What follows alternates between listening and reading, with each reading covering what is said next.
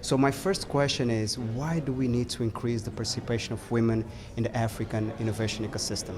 Well, first of all, thank you very much for having me here. It's a pleasure. I think there's several reasons. One, we know that women's entrepreneurship in Africa is the highest rate in the world.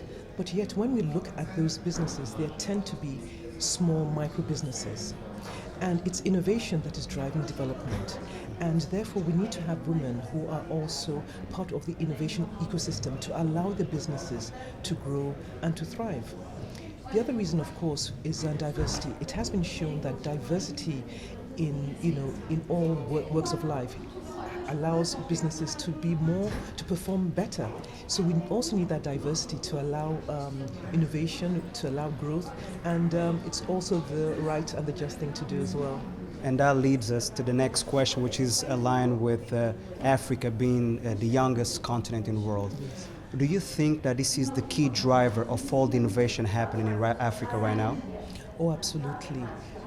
When you're amongst the youth in Africa, you feel that dynamism, you feel that energy. And while there's a concern for the growth of our youthful population, the expectation is that by 2030, we will have a youth population of probably 300 million or even more. And there's a question of jobs. But when you then engage with youth, there's a lot of dynamism and there's a potential. And of course, if you are you visit any of the innovation hubs, accelerators, it's full of young people. So certainly the innovation is being driven by young people in Africa, and even more so is the potential really for our continent, yes. Yeah. And you believe that Africa is the future? Oh, absolutely. Africa is absolutely the future, One thing that we need to do is to, be aware of, and be careful about the rhetoric. The realities is there, realities are there. The economies, when we look at economies, we look at populations. One thing that we see is that the advanced countries, look, growth is stalling. And in Africa, economic growth is rising. That's one. The other thing, of course, that we do see, it's the aging population.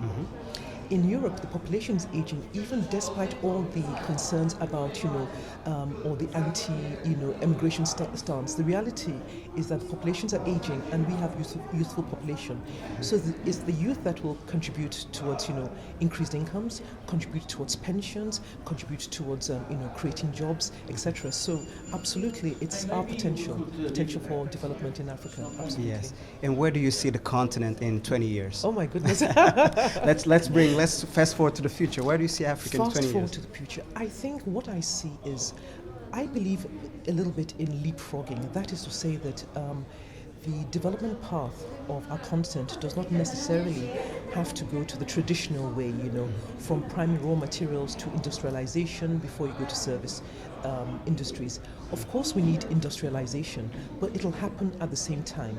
So what I think we'll find out is we'll have innovation side by side with manufacturing and industrialization, and so there'll be a slightly different path of development. And the challenge I think now is for our governments basically to harness all of that energy, power, and dynamism. And there's certain things, of course, like the Africa Continental Free Trade Agreement, which has now been ratified by many of our countries, and that gives us a bigger economy for some of our businesses. So I think there's a lot of potential. I think that it'll happen, but we certainly need to have the leadership as well that is going to drive it. Yes. Okay. Thank you very much for your time. It was a pleasure having you here today. Thank you. Thank you so much. Thank you so much. Thank you so much. Thank you.